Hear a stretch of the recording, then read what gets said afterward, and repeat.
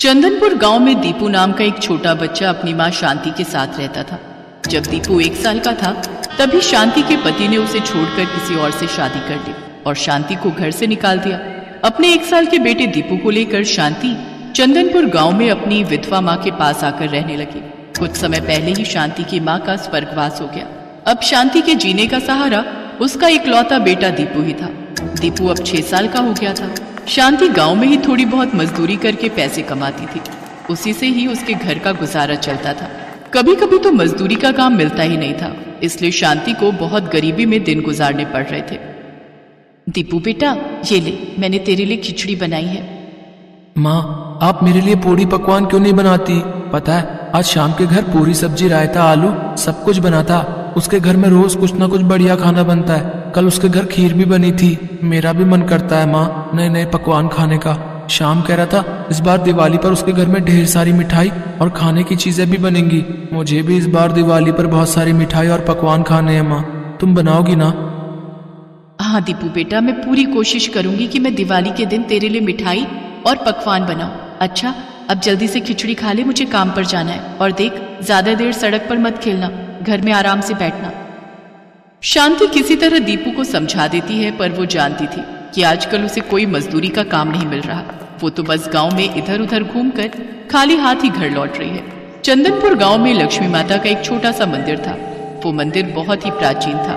हर साल दिवाली के दिन मंदिर की रसोई में बढ़िया पकवान बनाए जाते थे, पर वो पकवान सिर्फ अमीर सेठ लोगों के लिए बनते थे और ये बात गांव का हर गरीब जानता था। दिवाली का दिन आ जाता है, मंदिर में पकवान बनने शुरू हो जाते हैं। अरे मोहन, जल्दी जल्दी हाथ चला, अभी लड्डू और जलेबी भी बनवानी है। मेहमान आते ही होंगे।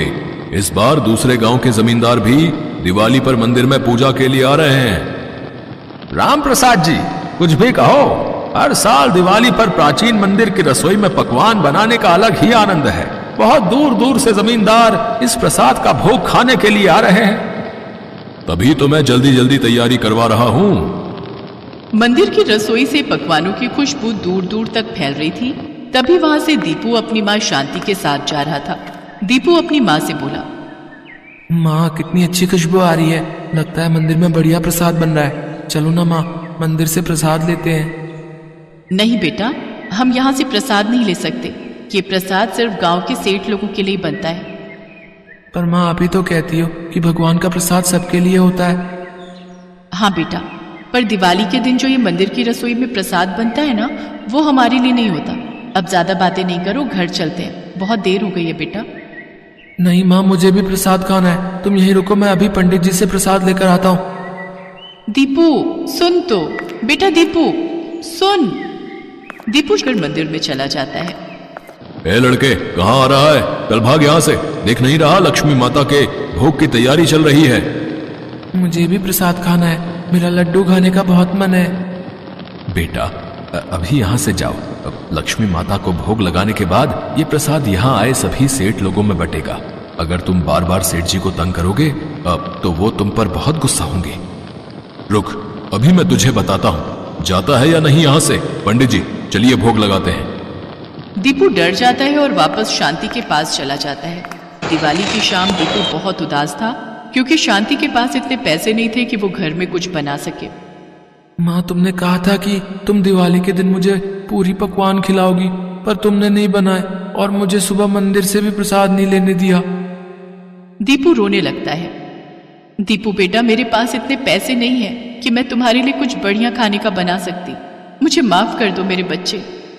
दीपू उदास हो जाता है और घर के बाहर चौखट पर बैठकर गली के सारे बच्चों को पटाखे जलाते हुए मिठाइयाँ खाते हुए देखता रहता है।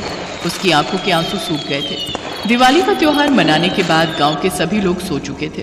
तभी दीपू धीरे से उठा और मंदिर की ओर चल पड़ा। मंदिर में जाकर देखता हूँ, शायद थोड़ा प्रसाद बच गया हो। मुझे मिठाई खानी है, मेरा मिठाई खाने का बहुत मन है। पूरे गांव में सन्नाटा था। घरों के बाहर दीपक जल रहे थे। दीपू मंदिर में पहुंचा तो मंदिर में ताला लगा हुआ था। वो वहीं सीढ़ियों पर बैठ गया और रोने लगा। तभी एक बूढ़ी अम्मा दीपू के पास आती हैं। तुम क्यों रो रहे हो बेटा? आज तो दिवाली का त्योहार है और तुम इस तरह से उदास होकर रो रहे हो। दादी माँ, आज दिवाली के दिन मैंने कोई भी मिठाई नहीं खाई। माँ कहती है इस मंदिर का प्रसाद सिर्फ बड़े सेठ ही खा सकते हैं। मैं तो मंदिर में प्रसाद लेने आया था, मुझे लगा मंदिर में प्रसाद थोड़ा बहुत जरूर बचा होगा, पर यहाँ तो ताला लगा हुआ है। अरे मैं तो मंदिर के अंदर ही जा रही थी, चलो देखती हूँ, शायद वहाँ प्रसाद हो तो मैं तुम्हें दे दूंगी। रुको मैं ताला खोलती हूँ। दीपू नहीं जानता था कि बूढ़ी अम्मा के रूप में तो साक्षात माँ लक्ष्मी उसके पास आई है। माता लक्ष्मी अपनी शक्ति से मंदिर के द्वार खोल देती है। माता लक्ष्मी अब मंदिर की रसोई में जाती है, पर वहाँ पर कुछ भी नहीं बचा था। दादी माँ, सारा प्रसाद तो खत्म हो गया। अरे खत्म हो गया तो क्या, एक काम करो, तुम बाहर मंदिर में बैठो, मैं तुम्हारे लिए अच्छे अच्छे पकवान बनाती हूँ। दीपू रसोई के बाहर मंदिर में बैठ जाता है। माँ लक्ष्मी के चमत्कार से रसोई में तरह तरह के पकवान की थालियां सज जाती हैं।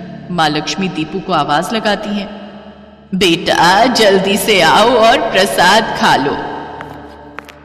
दादी माँ, इतना सारा प्रसाद, ये तो बहुत सारा है। हाँ बेटा, जितना खाना है उतना खा लो, बाकी तुम अपने घर के लिए भी ले जाना। बैठो, मैं तुम्हें प्रसाद परोस देती हूँ। दीपू खुशी खुशी प्रसाद खाने लगता है। लक्ष्मी माता मासूम दीपू को देखकर मुस्कुरा रही थी। कुछ देर बाद दीपू घर जाने लगता है तो माँ लक्ष्मी उसको ढेर सारा प्रसाद बांध कर दे देती है। दीपू बेटा, ये लो, ये सारा प्रसाद घर ले जाओ, और ये दिवाली का उपहार जो इस पोटली में है, ये अपनी माँ को दे देना। दादी माँ, आप बहुत अच्छी हो, मैं माँ को आपसे मिलवाने लाऊंगा। दीपू प्रसाद लेकर घर आता है और अपनी माँ शांति को सारी बात बताता है। शांति दीपू की बात सुनकर हैरान रह जाती है। जैसे ही शांति पोटली को खोलकर देखती है, वो चौंक जाती है। उस पोटली में बहुत सारे सोने के सिक्के थे। शांति की खुशी का ठिकाना नहीं था। वो पड़ोस में सबको ये बात बताती है। उसने अपने जैसे बहुत से गरीब गांव वाले जो दिवाली के त्योहार का आनंद नहीं उठा सके, उन्हें भी वो पकवान खिलाए। शारदा बहन, ये सोने का सिक्का तुम भी रखो। मैं चाहती हूँ हमारे जैसे जितने भी गरीब परिवार हैं, उनको ये पकवान और माँ लक्ष्मी के आशीर्वाद के ये सिक्के मिले, ताकि उनकी भी गरीबी दूर हो। खुश रहो शांति, तुमने तो हम सभी गांव वालों की गरीबी दूर कर दी। तुम्हारे बेटे ने तो हमारी दिवाली बना दी। सच, तुम्हारा बेटा दीपू बहुत ही भाग्यशाली है, जो उसे दिवाली की रात माँ लक्ष्मी के दर्शन हुए और माँ लक्ष्मी की रसोई में इसे उनके हाथों से भोजन खाने का सौभाग्य प्राप्त हुआ। माँ लक्ष्मी के आशीर्वाद से शांति के साथ साथ सभी गरीब गांव वालों की गरीबी भी दूर हो गई और गांव के बड़े सेठ अपना सा मुंह लेकर रह गए। एक समय की बात है, मोहनपुर नामक गांव में सदानंद नाम का एक गरीब ब्राह्मण रहता था। वो स्वभाव से बहुत धर्म, कर्म और पूजा पाठ करने वाला था। ब्राह्मण नियम से रोजाना सुबह पीपल के पेड़ पर जल चढ़ाता था। उसी पेड़ पर माँ लक्ष्मी का वास था। एक दिन ब्राह्मण की पूजा से प्रसन्न होकर माँ लक्ष्मी ने एक लड़की का रूप धारण किया और पीपल में से निकलकर उस ब्राह्मण के पास आई। तुम कौन हो बेटी?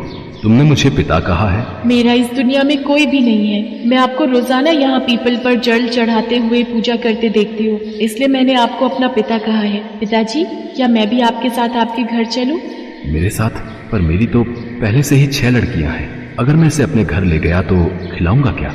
हम तो रूखा सूखा खा लेते हैं, पर ये बेचारी रूखा सूखा कैसे खा पाएगी? ब्राह्मण कुछ नहीं बोला और वापस घर लौट आया। अब ब्राह्मण जब भी पीपल पर जल चढ़ाने जाता तो ऐसा हर रोज होने लगा। इसी चिंता में ब्राह्मण बहुत कमजोर हो गया। उसका मन अशांत रहने लगा। एक दिन ब्राह्मण की पत्नी उससे बोली, सुनो जी, क्या बात है? आप कुछ दिनों से अशांत और दुखी दिखाई दे रहे हो। मैं आपकी इतनी सेवा करती हूँ, फिर भी आप इतने कमजोर क्यों होते जा रहे हो? इसका क्या कारण है? आपको कौन सी चिंता सता रही है? मुझे कहिए, शायद मैं आपकी कोई सहायता कर सकूं।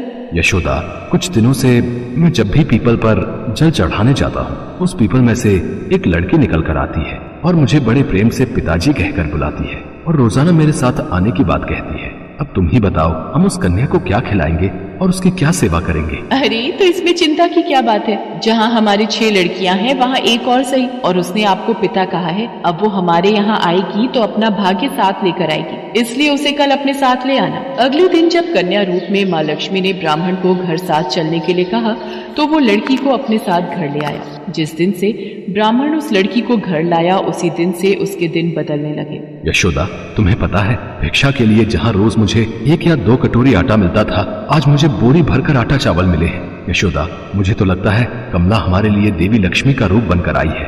वैसे हमारी सब बिटिया बाहर खेल रही हैं, पर कमला बिटिया कहाँ है? रसोई में जबरदस्ती खुद खाना बनाने चली गई है। मैंने तो उसे कहा कि तू अभी बहुत छोटी है, तेरा हाथ जल जाएगा, पर वो नहीं मानी। हम सबके लिए भोजन बना रही है।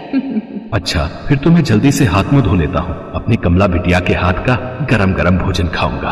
कन्या ने गूंथने के लिए आटा निकाला तो आटे की परात अपने आप भर गई। वो कन्या जिस किसी चीज को हाथ लगाती वो दुगनी हो जाती। कन्या रूपी देवी लक्ष्मी ने कई प्रकार के भोजन बना दिए। सभी ने उस दिन भरपेट भोजन किया। कमला, तुमने तो बहुत ही स्वादिष्ट भोजन बनाया है। पिताजी, फिर तो आप थोड़ी सी दाल और ले लो। सब भोजन कर चुके थे। थोड़ी देर बाद ब्राह्मणी का भाई मिलने गया। यशोदा बहन कहाँ हो? अरे ज्ञान भैया, आप अचानक? हाँ, वो गांव में थोड़ा जरूरी काम था, सोचा तुमसे मिलता चलूं। तुम बैठो, मैं तुम्हारे लिए पानी लाती हूँ। यशोदा बहन, बहुत जोरों की भूख लगी है, कुछ खाने को हो तो वो भी लेती आना। सब तो भोजन कर चुके हैं, अब मैं ज्ञान भैया को क्या खिलाऊंगी? माँ, क्या हुआ? आप क्यों परेशान हो? बेटी, तेरे मामा आए हैं, रसोई में कुछ भी खाने को नहीं है। अब भैया को क्या दूं? उन्होंने खुद से भोजन की इच्छा जताई है। माँ, आप चिंता मत करो, मैं कुछ करती हूँ। कमला तो साक्षात देवी लक्ष्मी थी। वो रसोई में गई और अपने मामा के लिए स्वादिष्ट भोजन बना लाई। उन्होंने खुशी खुशी भोजन किया। शाम हुई तो कमला ब्राह्मणी से बोली, माँ, आप दिया जलाकर यही कोठरी में रख दो, आज मैं यही सोऊंगी। पर कमला बेटी, तू अभी बहुत छोटी है, यहाँ अकेले कैसे सो पाएगी? तू डर गई तो? माँ, आप चिंता मत करो, मैं नहीं डरूंगी। यशोदा को समझाकर कमला बनी लक्ष्मी माँ कोठरी में ही सो गई। आधी रात को कन्या के रूप में माँ लक्ष्मी उठी और कोठरी में चारों ओर देखने लगी। और देखते ही देखते कोठरी में धन, दौलत और अनाज के भंडार भर गए। माँ लक्ष्मी अपने देवी रूप में आ गई और वहाँ से जाने लगी। तभी ब्राह्मण ने उन्हें आवाज लगाई, देवी लक्ष्मी, आप मेरे घर में एक कन्या के रूप में बेटी बनकर आई और मैं आपको पहचान भी नहीं सका। हे लक्ष्मी माँ, हम पर कृपा करो। हे देवी लक्ष्मी, हमसे कोई भूल हुई हो तो हमें क्षमा कर देना। तुम दोनों ने तो मेरी बहुत सेवा की है और मैं तुम दोनों की सेवा से बहुत प्रसन्न हूँ। तुम दिन रात पूजा पाठ में ध्यान लगाते हो, मेरी पूजा करते हो, सबका भला करते हो। तुम्हारा स्वभाव बहुत ही दयालु है। ये देखकर मुझे अपार प्रसन्नता हुई है। मेरा आशीर्वाद सदैव तुम्हारे साथ रहेगा और तुम्हारे जीवन में धन, दौलत, वैभव और शांति में वृद्धि होगी। इतना कहकर देवी लक्ष्मी अंतर्ध्यान हो गई और उस दिन से ब्राह्मण के घर में सभी प्रकार के सुखों का वास हो गया।